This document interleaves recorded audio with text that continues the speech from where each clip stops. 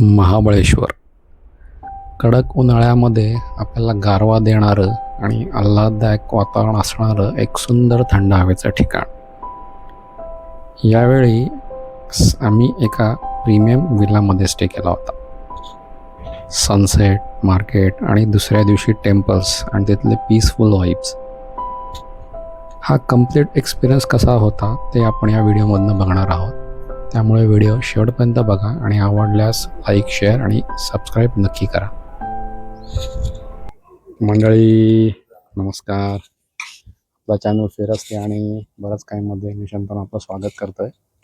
आज आपण आलेलो आहोत महाबळेश्वरला. आमचा मित्रांचा प्लॅन ठरला अचानकच आणि इथे आलो आहोत. सॅफ्रॉन स्टेज होस्टेड हॉरिझॉन 360 म्हणून हा विला आहे. ह्याच्या टोटल 5 बेडरूम्स आहेत. इकडे खाली 3 आणि स्टेअरकेसनी वर आल्यावर 2.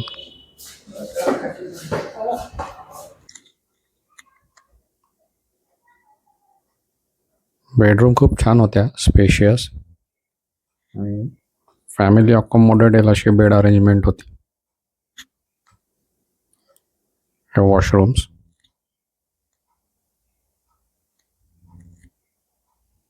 इथल्या बेडरूम्समध्ये हे जे बेडचे प्रकार असतात ना, 4 असे पिलर असलेले, ते खूप छान वाटतात. पूर्ण नॉस्टॅल्जिक फिलिंग देतात. ही दुसरी बेडरूम. या बेडरूमला अटॅचच एक बाल्कनी आहे जी पूर्ण लिव्हिंग एरियामध्ये एक्सटेंड होते. हे लॉन वेल मेंटेन्ड आणि हा व्ह्यू. हाय स्वप्नील, प्रणित, संग्राम. रस्तुम फॅमिलीची ही प्रॉपर्टी आहे. हे त्यांचे काही फॅमिली मुवमेंट्स आहेत, त्याचं कोलाज त्यांनी ते फ्रेम करून लावलं आहे. छान दिसतो. आणि हा खूप ह्यूज असा लिव्हिंग रूम आहे. इथे डायनिंग अरेंजमेंट्स आहेत. खूप स्पेशियस आहे. स्टोअर कम सर्वंट रूम. हे किचन. हे शैलेश आहेत, हे इथले शेफ आहेत.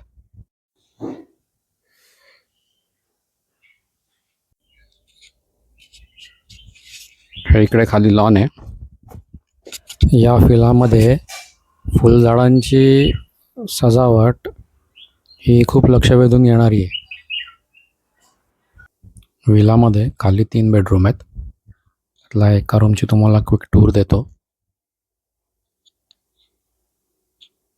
ही अशी काहीशी रूम आहे. इथे 2+1 अशी बेड अरेंजमेंट आहे. आणि इथे वॉशरूममध्ये टब बाथ दिला आहे. आणि या खालच्या 3 रूमलाच डायरेक्ट लॉन ॲक्सेस पण आहे. थोडा वेळ आराम करून मग आम्ही सनसेट बघायला बॉम्बे पॉईंटला निघालो. हा रस्ता पूर्ण दुतर्फी झाडांनी वेढलेला होता. खूपच छान वाटत होता. आणि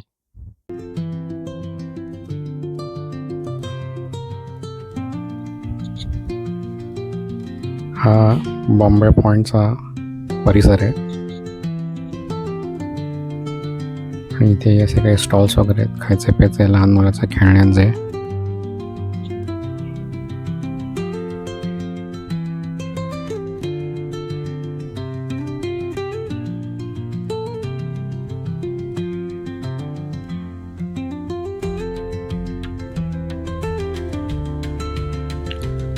आलो तो सनसेट बघायला, पण बोनसमध्ये मूनराईज पण बघायला मिळाला. Perfect timing.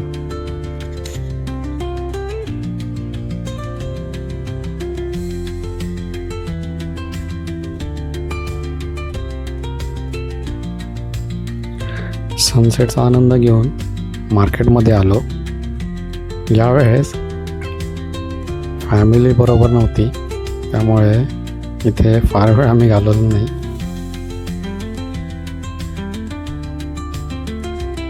हे एक सेंट्रल प्लेसमध्ये असलेलं चिक्की, फज आणि चणे फुटाणे मिळणारं दुकान आहे. व्हरायटी चांगली होती इथे. थोडी खरेदी करून आम्ही बाजारातनं निघालो. बाजारपेठेत असलेलं जुनं हनुमानाचं मंदिर आहे. ते बजरंगबलीचं दर्शन घेतलं.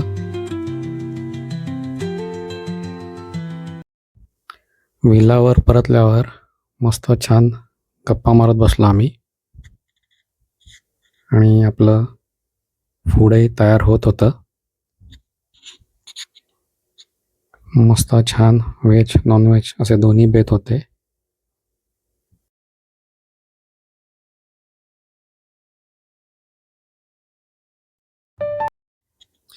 या प्रॉपर्टीच्या नाईट वाईब्स खूप सुंदर होत्या मंडळी. मी ग्लिम्स शेअर करतो. तुमच्या फॅमिली फ्रेंड्सबरोबर असं ग्रुपनी यायला हे एक सुंदर स्टेकेशन आहे. म्हणजे मी प्रमोशन नाही करत आहे, पण इथला एक्सपिरियन्स खरंच खूप छान होता म्हणून तुमच्याबरोबर शेअर केला आहे.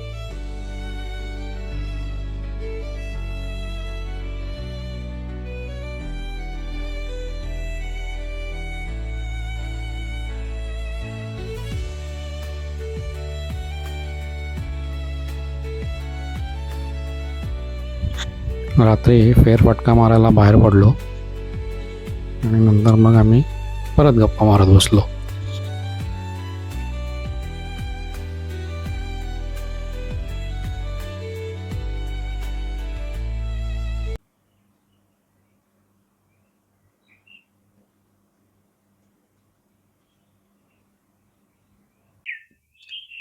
मंडळी सुप्रभात. काल रात्री जेवण झाल्यानंतर आम्ही बराच वेळ गप्पा मारत बसलो, त्यामुळे तुम्हाला निरोप नाही घेता आला. रात्री सहज झोपून गेलो आम्ही. आता सकाळी मस्त छान उठलोय, लॉनमध्ये बसलोय आणि वातावरणाचा आनंद घेतोय. आता थोड्या वेळाने फ्रेश वगैरे होऊन नाश्ता करून आपण श्री क्षेत्र महाबळेश्वरमध्ये जाऊन महाबळेश्वराचं दर्शन घेऊया. चला तर मग भेटूया पुन्हा. हर हर महादेव.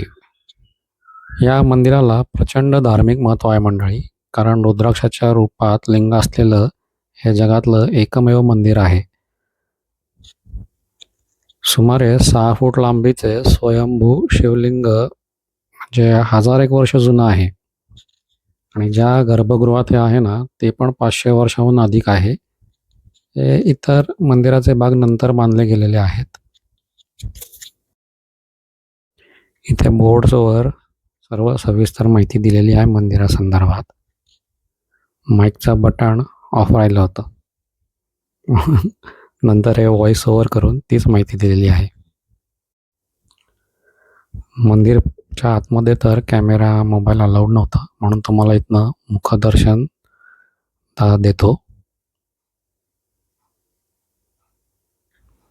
नंतर 5 नद्यांचा उगमस्थान असलेलं पंचगंगा मंदिराला भेट दिली. खूप सुंदर ठिकाण आहे.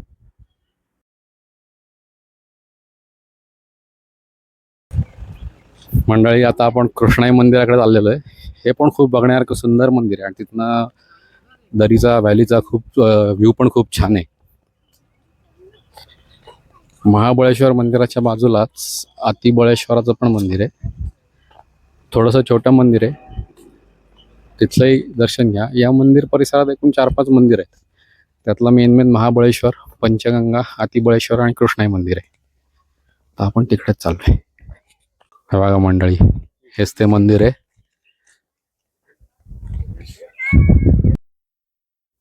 मधल्या काळात या मंदिराबद्दल एक अफवा उठवली गेली होती की हे मंदिर जमिनीत धजत चाललंय आणि काहीतरी कलियुगाचा अंत जवळ आहे वगैरे असं काही.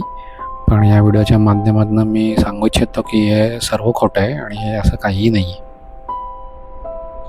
या मंदिराची रचना खूपच सुंदर आहे आणि जितकं मंदिर सुंदर आहे ना, तितकंच हे ज्या ठिकाणावर आहे ना ते ठिकाण का ते तुम्हाला मी दाखवतोच. सूर्योदय किंवा सूर्यास्त यावेळेसचं वातावरण या मंदिराच्या इथे अनुभवणं हे एक खूपच छान अनुभव असू शकतो मंडळी.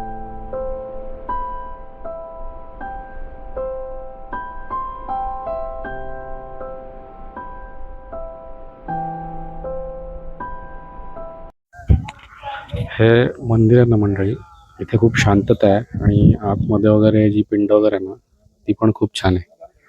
आणि आता या मंदिराच्या समोर असलेला तुम्हाला नजारा दाखवतो.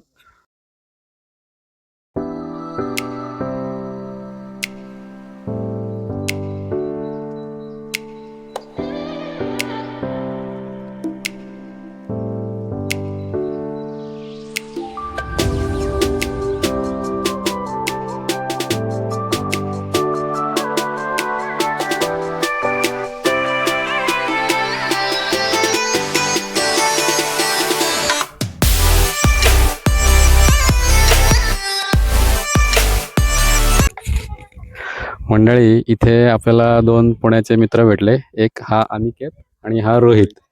हे पण इंटरेस्टिंग आहेत दोघंही. थोड्याशा गप्पा मारल्या आम्ही, ओळख झाली आमची. त्यात रोहित पण इन्फ्लुएन्सिंग वगैरे करतो सोशल मीडियावर, इन्स्टा वगैरे. तर चांगलं वाटलं, एक अनोळखी लोक भेटतात, ओळखी होतात. तो पण एक छान अनुभव असतो. दादाच्या चॅनलला सबस्क्राईब जरूर करा. केलं पाहिजे आता. दादाच्या आता घरी गेल्यावरती व्हिडिओ नक्की बघणार. अरे थँक्यू थँक्यू थँक्यू. सबस्क्राईब मी आता करून ठेवलं, आता घरी जाऊन तेच पहिलं करणार आहे. चला चला ठीक ठीक आहे, आहे. येस. मंडळी, अचानक ठरलेली ही महाबळेश्वर ट्रिप आता संपलेली आहे. आता आम्ही जेवण वगैरे करून आमचा एक मित्र इथे, त्याला भेटून परत जाणार आहे. तर मी जो तुमच्याबरोबर हा माझा अनुभव शेअर केला, स्टेकेशनची जागा, थोडं मंदिर वगैरे, हे सगळं व्ह्यूज वगैरे तुम्हाला शेअर केले. मी आशा करतो तुम्हाला आवडतील. माझे व्हिडिओज वगैरे आवडत असतील तर लाईक करा, शेअर करा, कमेंट करा. काही सजेशन असतील, काही प्लेसेस असतील जिथे जावं, नक्की सांगा. आपण भेटू आता पुढच्याच एका अशाच फिरस्तीमध्ये. तोपर्यंत स्वस्त राहा आणि मस्त राहा.